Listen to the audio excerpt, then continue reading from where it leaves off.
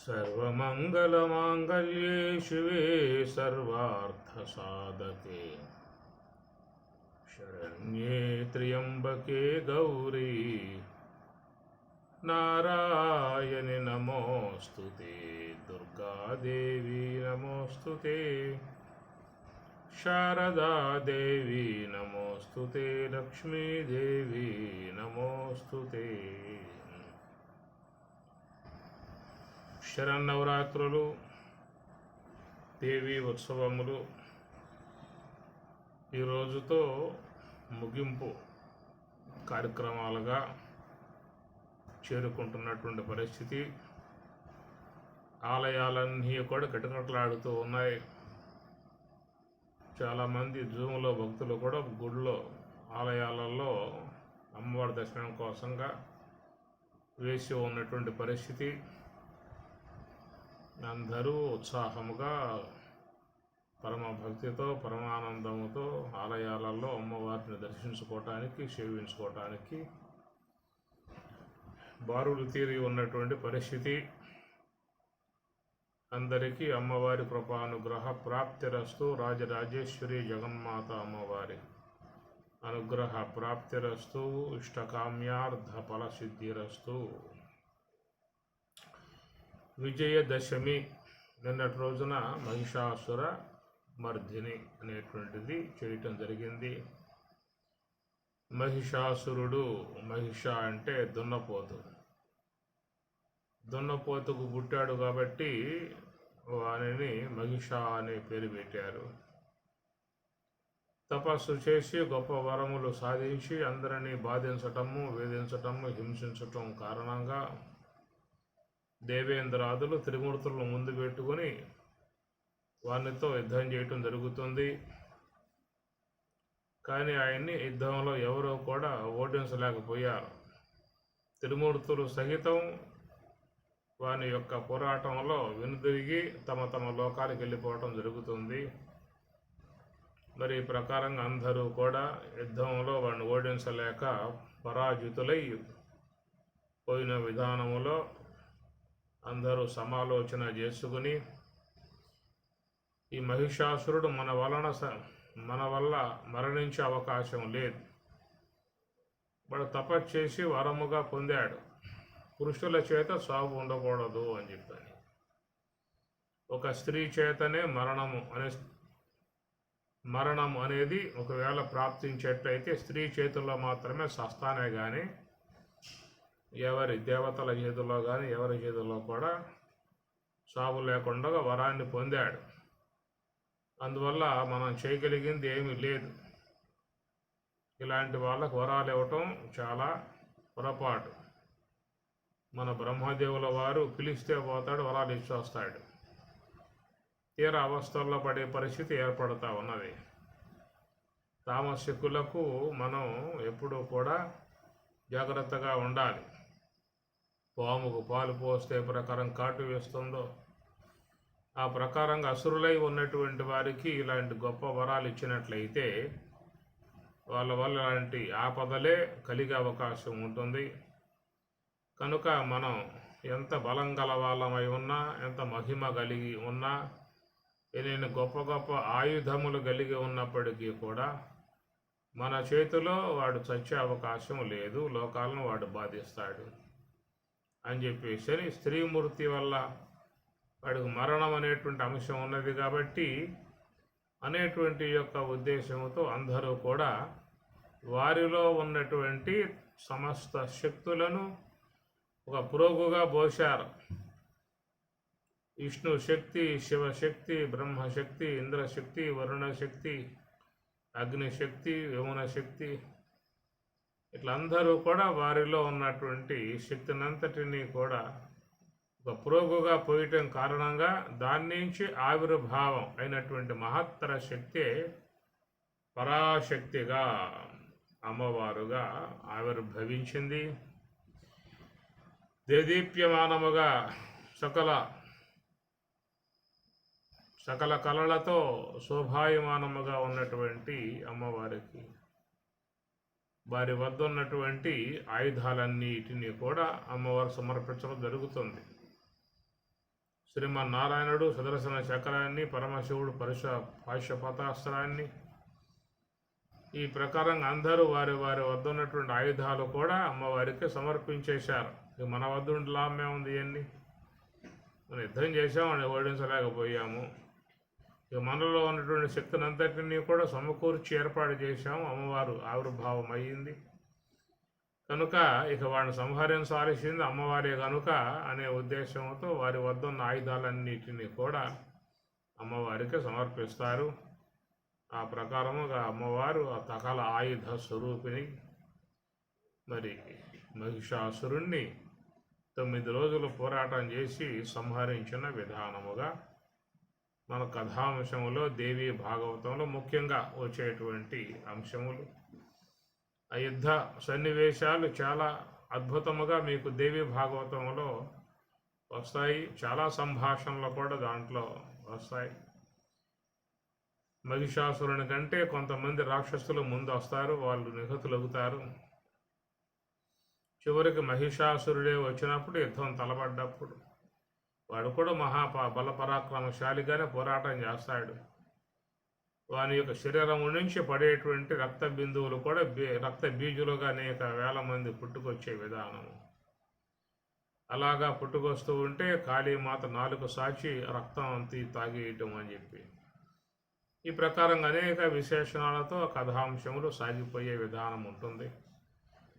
చివరికి అమ్మవారు 9వ రోజున మహిషాసుర మర్దినిగా అమ్మవారు సంహరించటం జరుగుతుంది.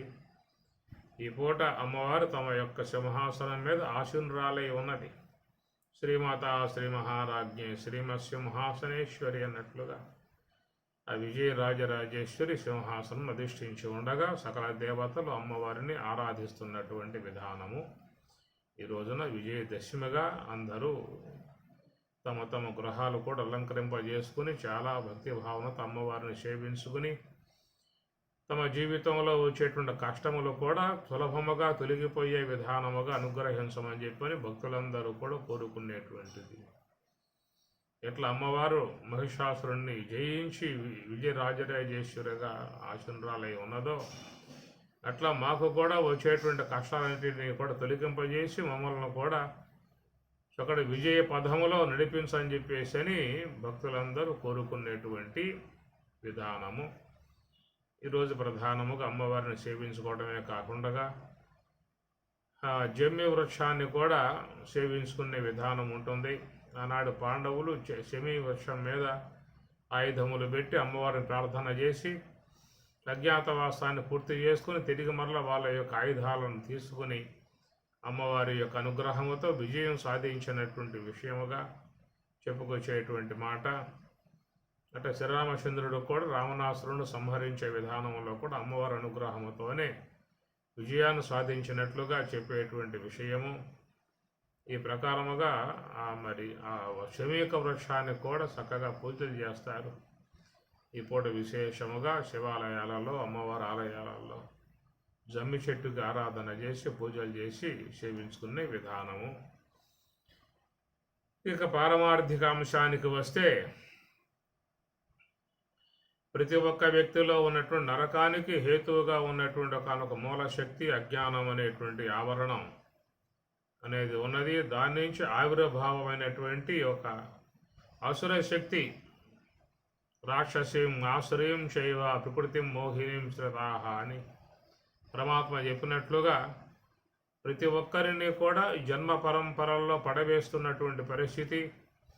అందరూ కూడా అనేక కర్మలు ఆచరించి వాటి కారణంగా నానా దుఃఖాలు అనుభవిస్తున్న పరిస్థితి. కాబట్టి అనేక జన్మలకు హేతువుగా ఉన్నటువంటి యొక్క మూల ఆ అవిద్యా సంబంధమై ఉన్నటువంటి ఆ శక్తిని జయించాలని చెప్పన్నట్లయితే తనలో కూడా ఒక శక్తి ఆవిర్భావం కావాలి. ఎట్లయితే మరి దేవతలలోని అందరి శక్తులన్నిటినీ కూడా దారబోయగా అంటే దేవతలలో ఉన్నటువంటి యొక్క శక్తి ఆవిర్భావం అయితేనే అమ్మవారుగా వెలుస్తుంది అనేటువంటి మాట కాదు. అందరిలో కూడా శక్తులు ఉన్నాయి. ప్రతి ఒక్క వ్యక్తిలో శక్తి ఉన్నది. ఒక్కొక్క దాంట్లో ఒక్కొక్క శక్తి ఆవిర్భావమై ఉన్నది. ఈ శక్తి అంతా కూడా అమ్మవారి స్వరూపముగా చెప్పేటువంటి మాట. చేతనము అనేది బ్రహ్మమునకు వర్తిస్తుంది. శక్తి అని చెప్పారంటే అమ్మవారికి చెప్పేటువంటి అంశము. అట్లా మనలో కూడా శక్తి అనేటువంటిది ఉన్నది. ప్రతి ఒక్క వ్యక్తిలోనూ శక్తి ఉన్నది. ఆ శక్తి అనేటువంటిది అమ్మవారి యొక్క స్వరూపముగా మనం భావించాల్సి ఉంటుంది. ఈ ప్రకారంగా మరి బయట మనం కథాంశములలో దేవి భాగవతం యొక్క రీత్యా ఆనాటి మహిషాసురుడు అనేది వాడిని అమ్మవారు సంహరించిన విధానముగా ఉదంతముగా చెప్పుకున్నట్లుగా ప్రతి ఒక్క వ్యక్తిలో ఉన్నటువంటి ఒకానొక అసుర శక్తి లోపల ప్రవేశించి ఉన్నది. దాని కారణంగా ఈ జీవులు అనేక జన్మ పరంపరలకు గురవుతున్న పరిస్థితి, ఈ భవసాగరములో ఈదుతున్నటువంటి పరిస్థితి, దాన్ని దుఃఖ సంసార మృత్యురూప సంసార సాగరం అని కూడా చెప్తారు. మృత్యురూప సంసార సాగరం అనేక జన్మ పరంపరలలో పడిపోయేటువంటిది కారణం లోన ఉన్నటువంటి అసుర శక్తి. దాన్నే పరమాత్మ రాక్షసీం ఆశ్రయం చేయవ ప్రకృతిం మోహినీం శ్రితాహ.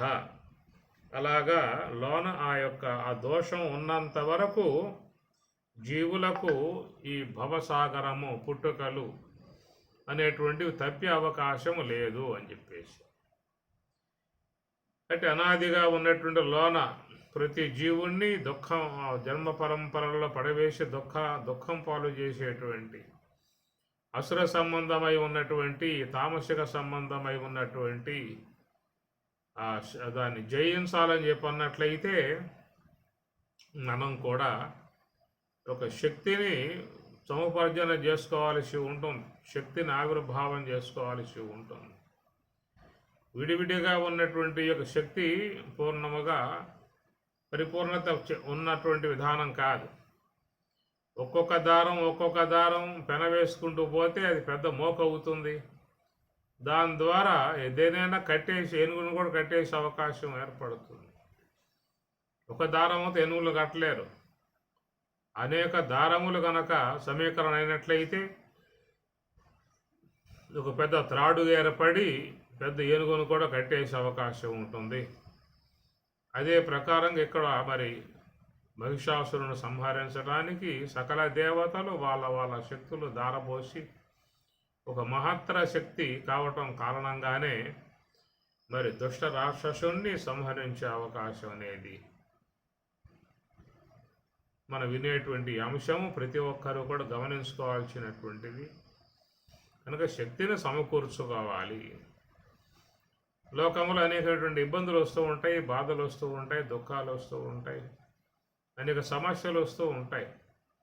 వచ్చినప్పుడు తెలివి గలవారై శక్తిని కూడా తీసుకుంటారు, ఇతరుల యొక్క సహాయాన్ని తీసుకుంటారు. అట్లా తీసుకుని మరి వారి సహాయంతో ఆ శక్తితో జయించే విధానము అని చెప్పనేది మనం అనేక కథాంశాల్లో చూస్తూ ఉంటాం. గజేంద్రుడు కూడా ముసలి బారిని తప్పించుకోవడానికి ఎన్నో ప్రయత్నాలు చేశాడు, కానీ తన శక్తి సాలేదు.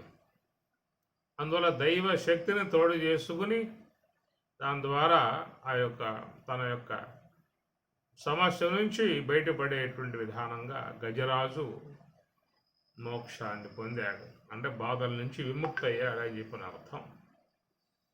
ఈ ప్రకారంగా ఓ శక్తిని అనగా మహత్తర శక్తిని సంపాదించుకున్నట్లయితేనే లోన బలశాలిగా ఉన్నటువంటి ఆశ్రయ సంబంధ మృత్యురూప సంసార సాగరంలో పడవేసేటువంటి దానిని జయించాలని చెప్పన్నట్లయితే ఒక శక్తిని మనం కూడా ఆవిర్భవింపజేసుకోవాల్సి ఉన్నది.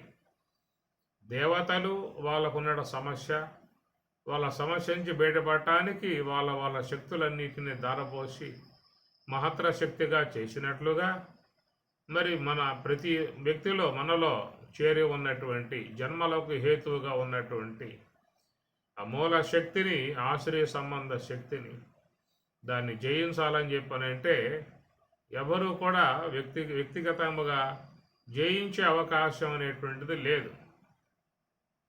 నాకు పుట్టుకలు వద్దు అని చెప్పి అనుకున్నంత మాత్రంతో పోకుండా పోయే అవకాశాలు లేవు. ఎందువలన లోన జన్మలు ప్రసాదించే విధానం ఉన్నటువంటి శక్తి ఉన్నంత వరకు నాకు వద్దు అని చెప్పి అనుకున్నా కానీ ఇక్కడ మన సంకల్పం నెరవేరే అవకాశం లేదు. మరి ఎట్లా దాన్ని జయించాలి?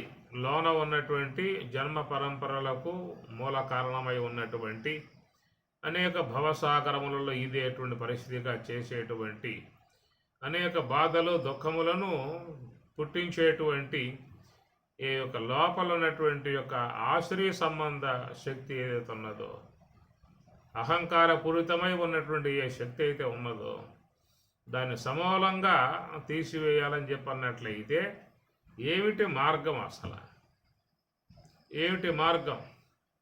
దేవతలకు కూడా ముందు దిక్కుతోయలేదు, ఏం చేయాలరా అనే విధానముగా వాళ్ళు కూడా ఆలోచనలో పడ్డారు. తర్వాత మేధావులై ఉన్నటువంటి వాళ్ళు చెప్పినటువంటి ప్రకారముగా అందరూ కూడా ఇట్లా కాదయా, మనం జయించే అవకాశం, విడివిడిగా ఉండి జయించే అవకాశాలు లేవు. మన శక్తులన్నిటినీ కూడా ఒక సమీకరణ చేయగలిగితే ఆ శక్తి ద్వారా ఏదన్నా చేసే అవకాశం అనేటువంటిదిగా ఆలోచన చేసి ఆ ప్రకారంగా వాళ్ళు మరి సమస్త శక్తిని సమకూర్చుకున్నట్లుగా మరి మనలో ఉన్నటువంటి పరిస్థితి ఏమిటి అనగా ఈ ప్రయత్నం కూడా మనకు ఒక మానవ దేహములో ఉన్నప్పుడు మాత్రమే సాధ్యమయ్యే అవకాశం తప్ప ఇతర శరీరాల్లోకి పోయిన తర్వాత అవకాశం అనేది ఉండదు. ఇతర దేహాల్లో, మానవేతర దేహాల్లోకి పోతే అక్కడ మరి ఈ జన్మ పరంపరలకు హేతువై ఉన్నటువంటి అసుర సంబంధం అనేటువంటి వ్యక్తిని జయించాలని చెప్పి అన్నట్లయితే ఒక మానవ దేహంలో ఉన్నటువంటి వానికి మాత్రమే సాధ్యమవుతుంది. దానిని గురువు ద్వారా విచారించుకుని వివేకముతో ప్రయత్నించినట్లయితే వాళ్ళు ఆ యొక్క లోన ఉన్నటువంటి జన్మ పరంపరలకు హేతువై ఉన్నటువంటి ఆశ్రయ సంబంధ శక్తిని దాన్ని జయించి వాళ్ళు కూడా శ్రేయస్సుని, మోక్షాన్ని, విజయాన్ని, ఆత్మరాజ్యాన్ని, ఆత్మజ్ఞానాన్ని పొందే అవకాశము ఏర్పడుతుంది. ఇక్కడెట్లా మనం శక్తులు సమకూర్చుకోవటము అనే విషయం చూసినట్లయితే దీనికి మార్గం సాధకునికి నివృత్తి మార్గం ద్వారానే ఈ శక్తులన్నింటినీ కూడా సమీకరణ చేసి మహత్తర శక్తిని ఆవిర్భవింపజేసుకునే అవకాశం ఉన్నది.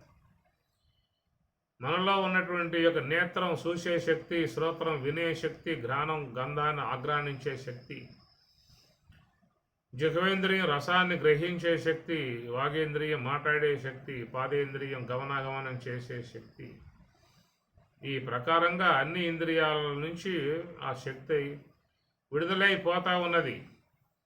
కనుక ఆ శక్తిని మహాత్ములు కూడా తీసుకున్నటువంటి పరిస్థితి.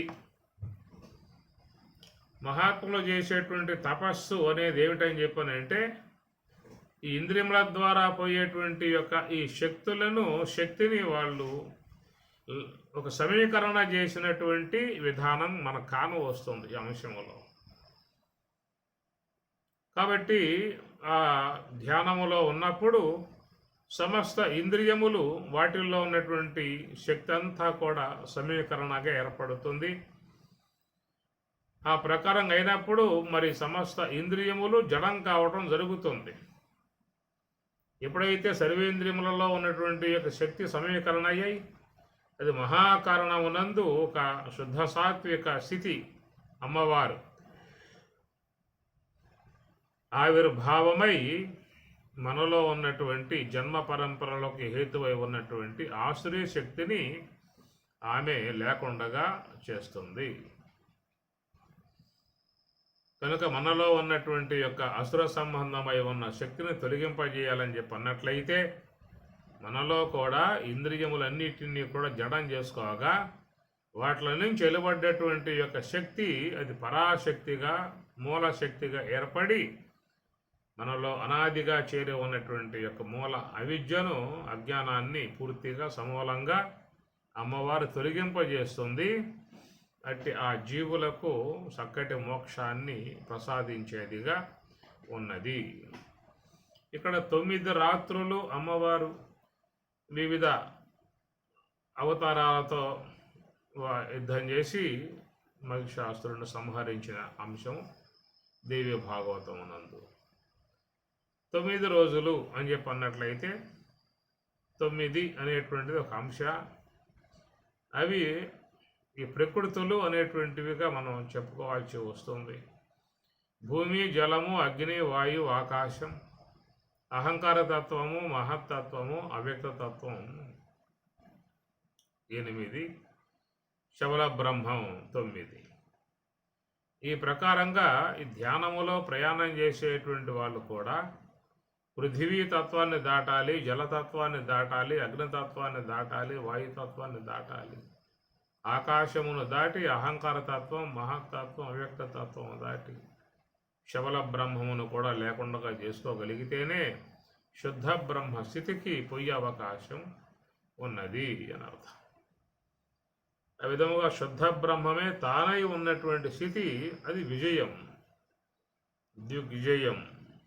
అనాత్మ మీద పూర్ణ విజయాన్ని సాధించినటువంటి వాడై బ్రహ్మము యొక్క స్వరూపానుభవములో విరాజమానముగా ఉండేటువంటి ఒక స్థితి ఏర్పడుతుంది. అందుచేత ఈ 9 కూడా ధ్యానము ద్వారా వాటిని మనం వాటిని అధిగమించి ఇంద్రియాలని జడం చేసి తమస్సు శక్తిని కూడదీసుకొని లోన ఉన్నటువంటి అపరా ప్రకృతిని మూల శక్తిని జయించి శుద్ధ బ్రహ్మమును పొందాల్సి ఉంటుంది.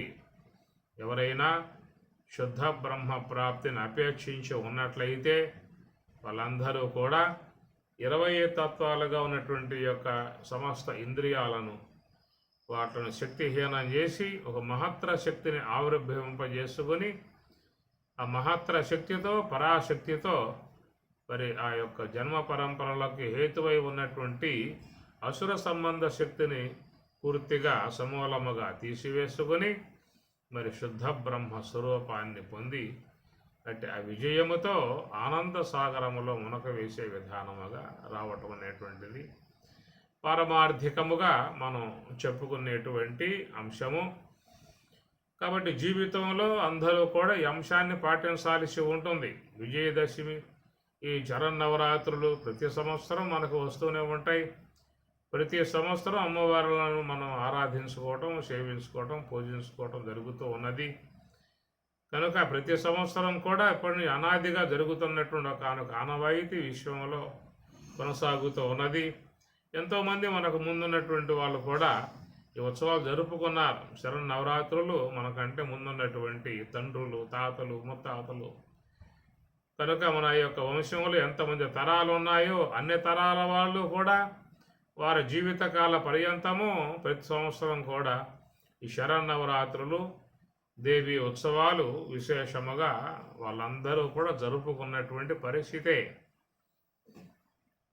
ఈ ప్రకారం మనం కూడా ఈనాడు మన జీవితకాల పర్యంతం వరకు ప్రతి సంవత్సరము శరన్నవరాత్రులలో మనం కూడా ఆరాధన, అర్చనలు, పూజలు, జపాలు ఇవన్నీ కూడా చేసుకునే విధానం కలుగుతూ ఉంటుంది. కనుక ఈ ఉపాసనా సంబంధమై ఉన్నటువంటి అంశము మన యొక్క జీవితానికి ఒక శ్రేయస్సుని, ఉన్నటువంటి యొక్క సమస్యలను తీర్చే విధానముగా భౌతిక ప్రయోజనం అనేటువంటి యొక్క అంశం దీంట్లో చేరి ఉన్నది. కానీ పారమార్థికంగా చూసినట్లయితే మహాత్ములందరూ కూడా తమలో జన్మకు హేతువై ఉన్నటువంటి అంశాన్ని ఈ ధ్యానము ద్వారా ఒక మహత్తర శక్తిని ఆవిర్భవింపజేసుకుని అంటే మహత్తర శక్తి ద్వారానే తనలో ఉన్నటువంటి చాలా నిగూఢముగా బాగా దృఢముగా చేరుకుపోయి ఉన్నటువంటి యొక్క దాన్ని వాళ్ళు తీసివేసుకోగలిగారు. అసంగ శస్త్రేణ దృఢేన చిత్వా అని పరమాత్మ. అసంగ శస్త్రమును పోని దృఢముకు వైరాగ్యంగా ఉన్నటువంటి వాళ్ళు మాత్రమే అలాంటి యొక్క ఆ శక్తిని తొలగింపజేసుకునే అవకాశం ఏర్పడుతుందని చెప్పేసి అని. మనుష్యానాం సహస్రేషు కశ్చిత్ యతతి సిద్ధయే యతతామపి సిద్ధానాం కశ్చిత్ మాం వేత్. ఆ శక్తిని జయించలేక చాలామంది ఎనుదిరిగి పారిపోతున్న పరిస్థితి పరమాత్మ గీతలో చెబుతూ ఉన్నాయి. కాబట్టి ఆ ప్రకారముగా ఎనుదిరిగి పోకుండా దాన్ని జయించాలని చెప్పినట్లే శక్తులు మొత్తం కూడా తీసుకోవాలి. మహిషాసురుణ్ణి జయించే విషయంలో దేవతలందరూ కూడా వానితో పోరాటం చేయలేక వాడిని జయించలేక ఎనుదిరిగి పారిపోయారు. అట్లాగా మరి లోన ఉన్నటువంటి యొక్క ఆసుర సంబంధమైన శక్తిని జయించటానికి దాన్ని పూర్తిగా లేకుండా చేయడం ఎంతోమంది జ్ఞాన మార్గంలో వస్తూ ఉన్నారు, ధ్యాన మార్గంలోకి వస్తూ ఉన్నారు. ఆ విధంగా ధ్యానములో వారు దాంతో పోరాటం చేయలేక చివరికి వాళ్ళు వెనుదిరిగి అందరూ కూడా పారిపోతున్న పరిస్థితి.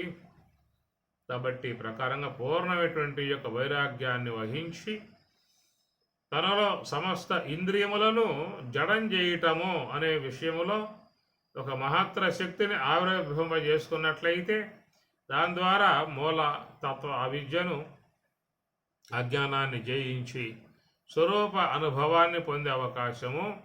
ఇది మహావిజయము.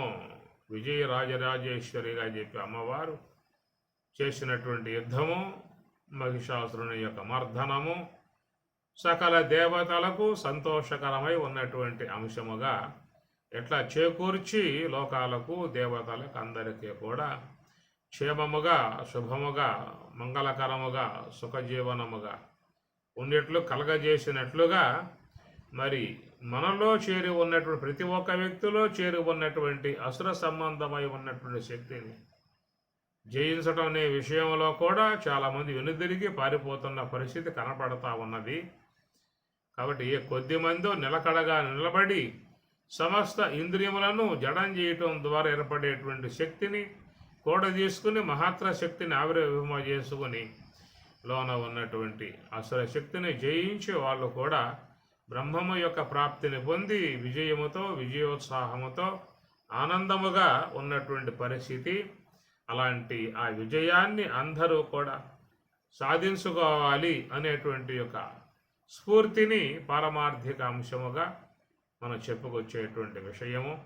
అట్లా అమ్మవారికి ప్రతిరూపముగా భావించుకునే విధానముగా మరి జమ్మి చెట్టుగా దాన్ని శమీక వృక్షముగా చెప్తారు. శమి అంటే సమస్త ఇంద్రియములు ఉపశమించినటువంటి విధానాన్ని శమీ వృక్షము అని చెప్పని ముఖ్యంగా అమ్మవారికి ప్రతిగా ఆ వృక్షాన్ని కూడా ఈ రోజున సేవించుకునే విధానం ఉన్నది. శమీ శమయతే పాపం శమీ శత్రు వినాశిని అర్జునస్య ధనుర్ధారి రామస్య ప్రియదర్శిని అని అమ్మవారిని ఉద్దేశించి శ్లోకంలో చెప్పుకొచ్చే అంశము. శమీ శమయతే పాపం. శమి అంటే శమింపజేయటము.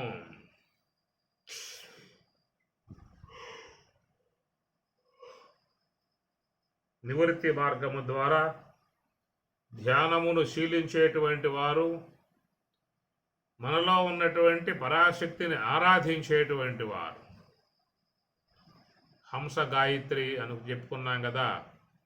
ఈ హంస గాయత్రి ఆశ్రయముతో మనలో శుద్ధ సాత్విక స్వరూపినిగా ఉన్నటువంటి అమ్మవారిని ఆరాధించినప్పుడు మనలో కలిగేటువంటి విధానం ఏంటంటే శమి శమయతే పాపం. ఆ శమి అంటే ఉపశమించిన విధానము. శమీక మహర్షి అని చెప్పని అంటారు కదా. శమీక మహర్షి ఆయనకి ఆ పదం సార్థక నామం. అది ఊరికే పెట్టుకున్నది కాదు, ఎవరో పెట్టింది కాదు. తన సాధన ద్వారా అంశాన్ని ఆయన గారు సార్థకవంతముగా సాధించుకున్నాడు. అందువల్ల శమీక మహర్షి అని చెప్పనంటే అది సార్థక నామం. అది తన యొక్క స్వాభావికముగా ఏర్పడ్డటువంటిది. పుట్టుకతో సాధారణ లోకంలో చాలామంది పదాలు పెట్టుకుంటూ ఉంటారు.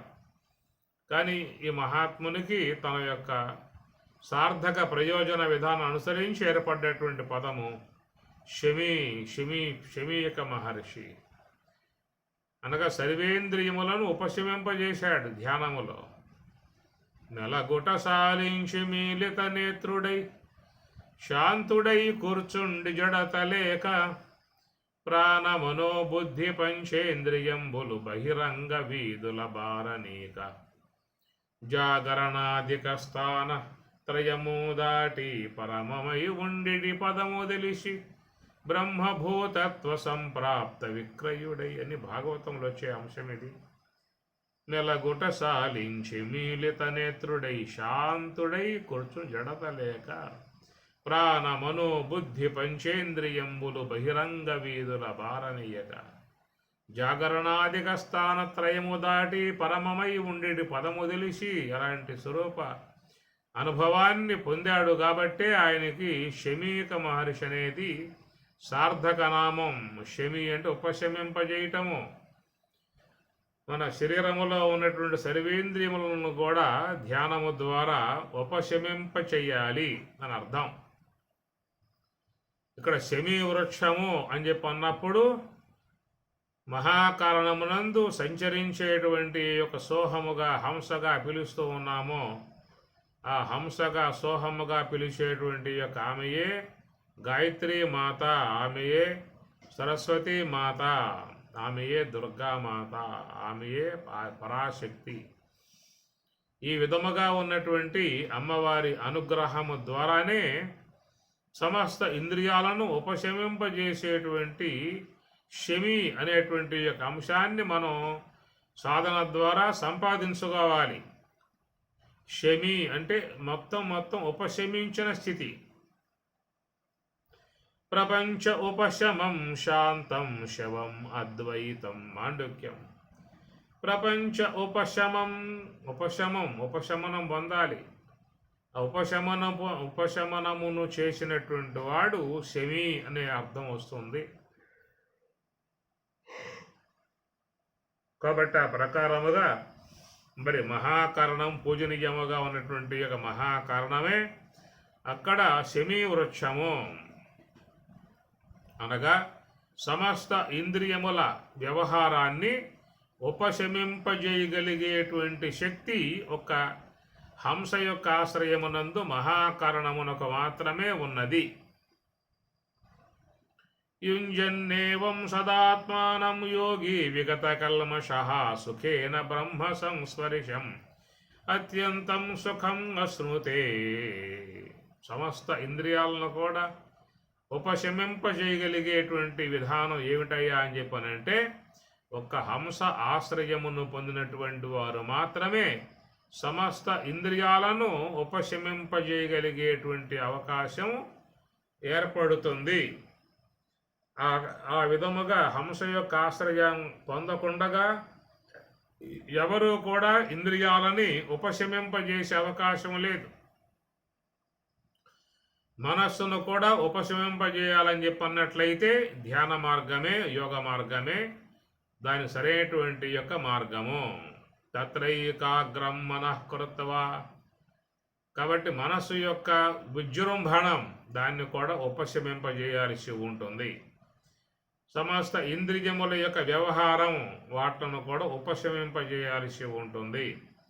ఈ ప్రకారముగా హంస యొక్క ఆశ్రయములో ఉండి ఆ శమీ వృక్షాన్ని మహాకారణమగు శమీ వృక్షాన్ని ఆరాధించినట్లయితే వారికి అమ్మవారి ద్వారా సమస్త ఇంద్రియ వ్యాపారమంతయు కూడా ఉపశమింపజేయగలిగేటువంటి విధానం కలుగుతుంది. కాబట్టి మరి మనలో సమస్త ఇంద్రియములు ఉపశమిస్తేనే నీకు స్వరూప అనుభవం పొందే అవకాశం ఏర్పడుతుంది. ఈ స్వరూప అనుభవానికి మధ్యలో ఉన్నటువంటిది ఈ యొక్క అసుర శక్తి చెప్పుకున్నాం కదా, మహిషాసురుడు అనేటువంటిది.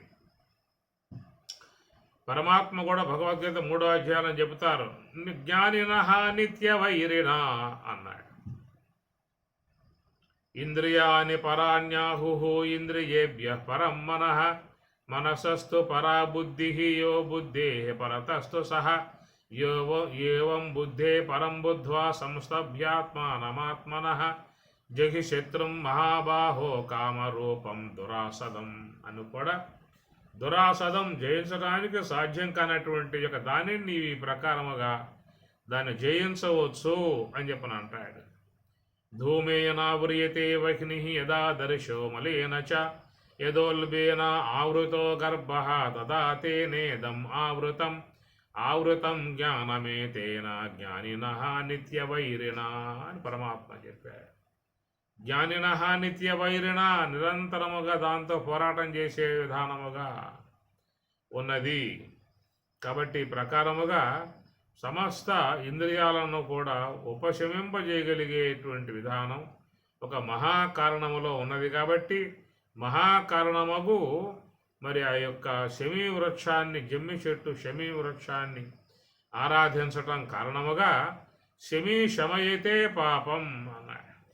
శమీ శత్రు వినాశనం, సమస్త పాపములన్నిటినీ కూడా పోగొట్టగలిగేటువంటిది ఒక ధ్యానమే చెప్పేటువంటి మాట. ధ్యాన మార్గము సోహము యొక్క సూత్రము, దాని ద్వారానే సమస్త పాపాలని పోగొట్టుకొనవలసి ఉంటుంది. లభంతే బ్రహ్మ నిర్వాణం ఋషయ క్షీణ కల్మషాః. ఋషయ ఋషేశ్వరులు క్షీణ కల్మషాః, సమస్త కల్మషాలను వాళ్ళు ధ్యానము ద్వారానే పోగొట్టుకున్న పరిస్థితి కాబట్టి నీకు మరొక మార్గం అనేది లేదిక. నీలో ఉన్నటువంటి యొక్క దోషాలు ఏ యొక్క పాపములు ఉన్నాయో అవన్నిటినీ కూడా పోగొట్టుకోవాలని చెప్పన్నట్లయితే వారికి ఒక అమ్మవారి ఆశ్రయము, ఆ జమ్మి చెట్టుగా శమీ వృక్షముగా, దాని పేరే శమీ వృక్షం, సమస్త ఇంద్రియాలని ఉపశమింపజేయగలిగేటువంటి శక్తి ఆమెకు మాత్రమే ఉందన్నమాట. అనగా శ్వాస యొక్క ఆశ్రయం ద్వారానే సమస్త ఇంద్రియములు ఉపశమించేటువంటి అవకాశము ఉన్నది. ఇక మిగతా మార్గాలకు ఉండగా ఉపశమించే అవకాశాలు లేవు. శ్రోత్రం చక్షుస్పర్శనం చ రసనం ఘ్రాణమేవ చ అధిష్టాయ మనశ్చాయం విషయాన్ ఉపసేవతే. మహాబలవత్తరముగా ఇది వేగముగా పోయేటువంటి పరిస్థితి కాబట్టి వాట్లను తమ యొక్క వేగాలను అణిసివేసి సమస్త ఇంద్రియాలని ఉపశమింపజేయగలిగేటువంటిది ఈ మహాకారణ స్వరూపము. కాబట్టి ఆమెను శమీ వృక్షముగా పేరు పెట్టి మహాత్ములు చెప్పారు. ఎందువల్ల శమీ వృక్షం అని చెప్పినట్టు ఇప్పుడు చెప్పుకున్నట్లుగా అన్నింటినీ కూడా ఉపశమింపజేయగలుగుతుంది. అట్లా చేయటం కారణంగానే మహాత్ములందరూ కూడా మరి ఇంద్రియ సముదాయం దాటి ఇంద్రియములకు అవతల ఉన్నటువంటి ఆత్మస్వరూపానుభవాన్ని వాళ్ళు పొంది మహాత్ములుగా, మహర్షులుగా, తత్వవేత్తలుగా, బ్రహ్మవేత్తలుగా, రాజర్షులుగా, దేవర్షులుగా కాగలిగారు అని చెప్పనంటే ఈ మహాకారణమగు హంస యొక్క ఆశ్రయంలోనే సమస్తాన్ని ఉపశమింపజేయగలిగే శక్తి ఉంది కాబట్టి ఆమెకు శమీ అనేటువంటి మాట చెప్పుకొచ్చారు. శమీ శమయతే పాపం. ఆ మహాకారణ హంసను ఆశ్రయించినటువంటి వారు శమయతే పాపం, సమస్త పాపాలను వాళ్ళు పోగొట్టుకోవటము జరుగుతుందనేటువంటి మాట. శమీ శమయతే పాపం శమీ శత్రు వినాశనం. శమీ శత్రు వినాశనం మన యొక్క సూక్ష్మదేహములో చేరి ఉన్నటువంటి ఆశ్రయ సంబంధమై ఉన్నటువంటి యొక్క గుణాలను కూడా పారద్రోలే అవకాశం అందరికీ కూడా ఏర్పడుతుంది. శమీ శత్రు వినాశనం. అర్జునస్య ధనుర్ధారి రామస్య ప్రియదర్శిని. అర్జునస్య ధనుర్ధారి. అర్జున అంటే ఆర్జయతీతి అర్జున అనేటువంటి విధానము. మహాత్ముల ద్వారా బ్రహ్మ విద్యను ఆర్జించి ఉన్నటువంటి వాళ్ళందరూ కూడా అర్జునులే. ఆర్జయతీతి అర్జున అనేటువంటిది దాని ఉత్పత్తి యొక్క అంశము. ఆ విధముగా మహాత్ముల చెంత కూర్చొని బ్రహ్మ విద్యను ఆర్జించేటువంటి వారుగా ఉన్నటువంటి ప్రతి ఒక్కరూ కూడా వారు అర్జునులుగా చెప్పే విధానము. కనుక అట్టి అర్జునులై ఉన్నటువంటి వారు గురువు యొక్క అనుగ్రహముతో ఈ సోహము అనేటువంటి గాంధీవమును ధరించి శత్రువులను దునియాడి విజయాన్ని పొందేటువంటి విధానముగా ఉన్నటువంటి అతడే విజయి అన్నారు. అర్జునుడికి విజయి అనేటువంటి పేరు కూడా ఉన్నది. ఆ ప్రకారముగా అర్జునస్య ధనుర్ధారి, అర్జునుడి యొక్క ధనస్సును ధరించి ఉన్నటువంటి ఈ శమీ వృక్షము సమస్త పాపాలను పోగొట్టగలిగేటువంటిది. ఎన్నో సమస్త ఇంద్రియాలని మరి ఉపశమింపజేసేటువంటి శక్తి కలిగి ఉన్నటువంటి ఆ మహాకారణమే మరి ఈ శ్వాస అనబడేటువంటి ధనస్సును ధరించి ఉన్నటువంటి అంశముగా. రామస్య ప్రియదర్శిని, రామునికి కూడా చక్కటి విజయాన్ని సమకూర్చిన విధానముగా అమ్మవారిని సేవించుకునే విధానం కనుక ఈ శ్లోకాన్ని చదువుతూ పారాయణం చేస్తూ అందరూ శమీ వృక్షము దగ్గర పూజ చేసి ఈ శ్లోకాన్ని పఠనం చేస్తారు. ఒకవేళ రాని వాళ్ళకి కాగితం మీద రాసి ఇస్తారు, వాళ్ళు అక్కడ చదివే విధానం చేస్తారు. ఈ శ్లోకాన్ని కేవలం మనం ఒక ఉపాసనా సంబంధముగా పారాయణం చేస్తున్నామే కానీ దాంట్లో ఉన్నటువంటి యొక్క అర్థాన్ని అధ్యయనం చేసేటువంటి పరిస్థితి మనం రావటం లేదు.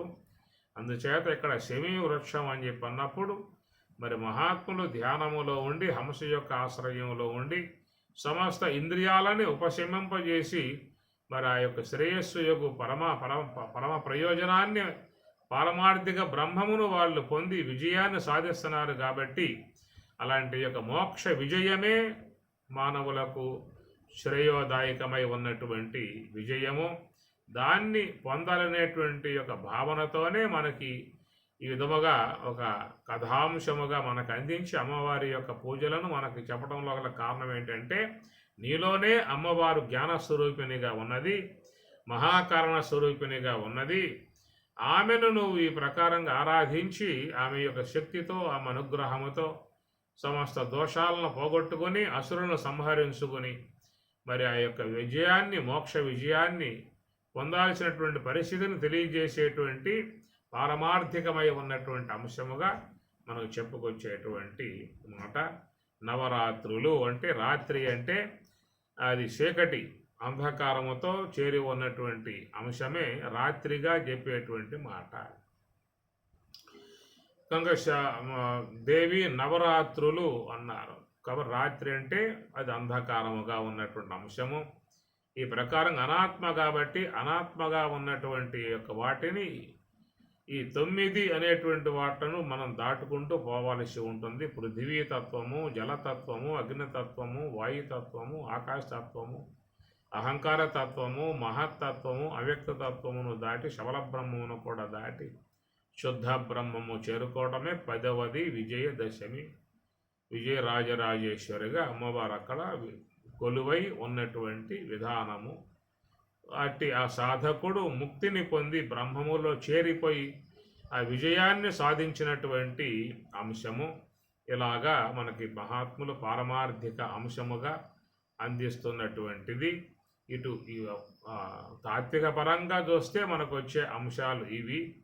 భౌతిక పరంగా చూస్తే అమ్మవారి ఆకారము 9 రూపాలుగా అమ్మవారిని ఆరాధించుకోవటము, అర్చించుకోవటము, ఆమె అనుగ్రహానికి పాత్రులై ఉన్న కష్టాలను పోగొట్టుకుని సుఖ జీవితాన్ని సంపాదించుకునే విధానముగా ఇది భౌతికముగా ఉన్నటువంటి అంశం.